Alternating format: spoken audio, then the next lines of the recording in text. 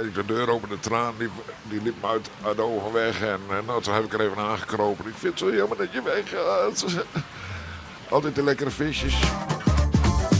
Wat gaat u het allermeest missen aan het visboer zijn? Mijn klanten, ja, echt een praatje. Heeft u ook veel vaste klanten die echt al vanaf het begin hier komen? Ja, en die hebben nou een traantje elke keer. Want dan komen ze afscheid nemen en dan, ja, dat is logisch toch? Wat vind je ervan dat Chris met pensioen gaat?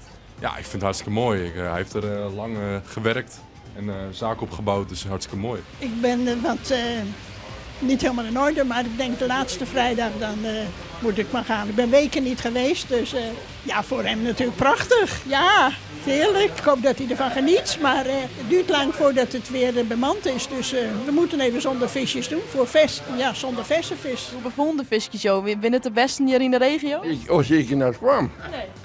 Zo, want ik bedoel, we gaan ook wel vis krijgen, maar er zit wel verschil tussen vis en vis. Wat gaat u doen als u nu zo meteen met pensioen gaat? Ik mag graag vogelhuisjes maken. En dat is mijn hobby. En dan een beetje op markten staan en dan een beetje verkopen. Gaat u ook nog op vakantie of een reis maken? Nee, mijn vrouwtje moet nog 10 jaar werken. Dat is pech.